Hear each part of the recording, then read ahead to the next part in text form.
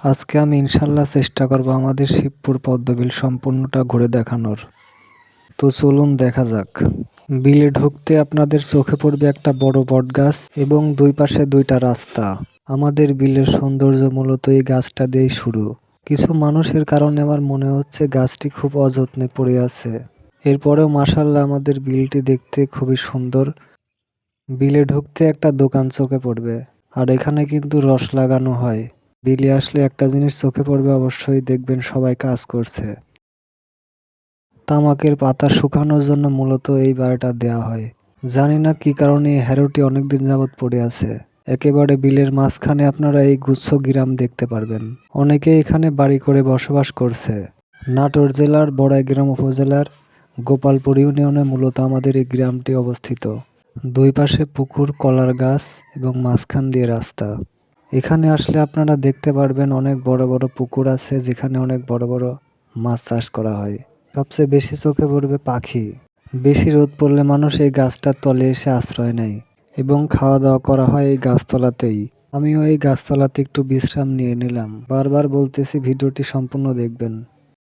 বিলে পানি দেওয়ার জন্য মূলত এই ড্রেনগুলো ব্যবহার করা হয় এবং ড্রেনের মাধ্যমে পানি সম্পূর্ণ বিলে পৌঁছা যায়।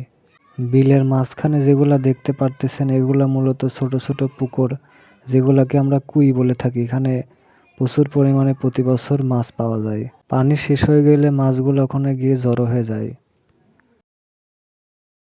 আর এটা হচ্ছে সেই হারোখালি ব্রিজ।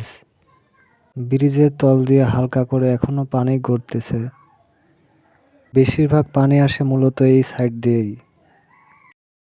যে বাড়ি দেখতে পাচ্ছেন এই বাড়ির পিছনে আছে মূলত শ্মশান। বৃষ্টির সময় অনেক মাছ মারা হয়, এই জন্য এখনো এগুলো পড়ে আছে।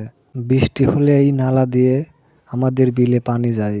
এই নালায় মূলত অনেক ছোট ছোট পুঁটি মাছ পাওয়া যায়। গরুর গোবর এখানে শুকাতে দেওয়া হয়েছে, যা পরবর্তীতে রান্না করায় কাজে লাগবে।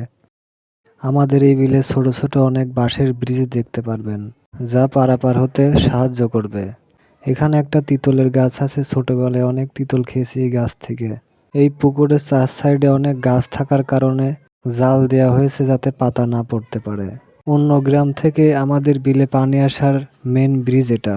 আমাদের গ্রামে আসলে আপনারা দেখতে পারবেন অনেক সুন্দর সুন্দর আমের বাগান, অনেক সুন্দর সুন্দর বাড়ি এবং অনেক আনন্দময় পরিবেশ থাকে আমাদের গ্রামে। আর এই জায়গাটিকে আমরা বলি ঠাকুর কুকড়া। আগে রাস্তাঘাট খুবই খারাপ ছিল, এজন্য আসা যেত না।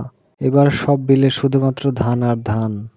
আর এটা হচ্ছে আমাদের শিবপুর গ্রামের সেই বিখ্যাত শিবতলা। আমার ভিডিও ভালো লাগলে অবশ্যই ফেসবুকে ফলো এবং ইউটিউবে সাবস্ক্রাইব করে অবশ্যই পাশে থাকবেন। ধন্যবাদ।